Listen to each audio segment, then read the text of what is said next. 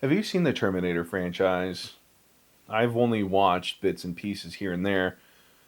I think maybe the second one, but the concept is as follows. A cybernetic assassin is sent back to the year 1984 from the distant future of 2029. Their goal is to assassinate Sarah Connor, whose not yet conceived son will will one day save mankind from extinction by Skynet, a hostile artificial intelligence in a post-apocalyptic future. Five movies followed, $2.07 billion worth of revenue, and one cultural spirit of the age. We've come to 2026, 3 years before the far off post apocalyptic future. Now, ironically, AI is still very much so part of our daily lives. Now, mind you, it's not part of, in the context of human concentration camps and survivors, at least not yet. I'm not psychic, I don't know. But it absolutely is affecting the marketing that engulfs our daily lives. However, after more research, I found out it's just like any tool, it's really a reflection of those who use it. My name is Micaiah. I'm a digital marketing student at Mid State Technical College, and my industry has been heavily impacted by artificial intelligence. I wanted to investigate how it's affecting my industry and whether or not I'm just letting the cultural zeitgeist affect my decision making. In this speech, I want to ask the question on many people's minds: is it worth it? See, artificial intelligence has its uses. It's got Siri, Grammarly, Google Translate, our computers, and so much more. Um, and a lot of the major language models have actually been trained on the English language. According to the Wahidi study done in translation, when translating English to Indonesian, it actually struggled because of that.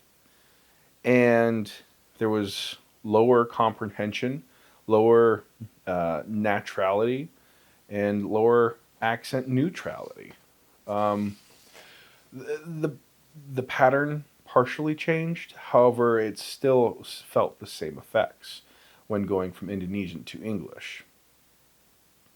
So while it's not ideal for English markets translating their films, it's excellent news for those trying to break into the English markets.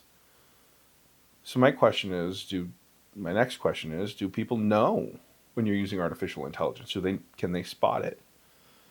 Well, as the world moves forward, there's new generations. There's Gen Z, which is the one I'm a part of, which are considered the first digital natives. They grew up on social media, on the internet, phones, and all the fun that came with it.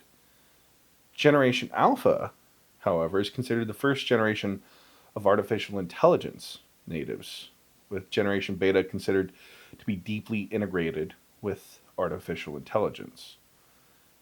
Each generation has a different level of adoption. Now, with that, that means that people are going to have to be into different segments.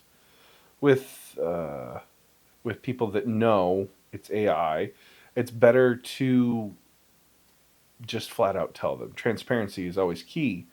However, in contrast, low literacy users should receive simplified heuristic cues that maintain clarity without inducing cognitive overload. Um, so that means that people know you're using artificial intelligence, and if they don't, you have to baby them.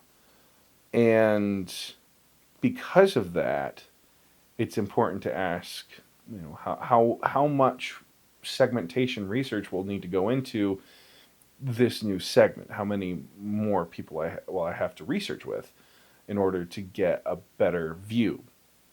Now, my next question is, if they know it's AI, do they like it? Do people like the use of artificial intelligence? They don't like it. They don't interact with the generated content by artificial intelligence nearly as much as genuine content. I mean, according to Mr. Patel's research, 72.4% of people had a negative view for fully generated, like fully AI generated content or synthetic influencers that they received that negative attitude of 72.4. And when it comes to website creation, which is another big one, they spend less time on the websites. According to the other study I was looking at, that the website that was professionally made would retain individuals for 521 seconds. Meanwhile, the AI generated one would hold them for almost 40 seconds. We've discussed artificial intelligence and whether or not it's worth it. And in my research, as it is now, it is not worth it. Translation into languages that are not English does not sound pleasant or right with the audiences. So we can't translate into other languages as well. And the reverse, while marginally better, is still rough. The younger demographic that has grown up with artificial intelligence is able to determine what it is, and the older generation is struggling to comprehend it.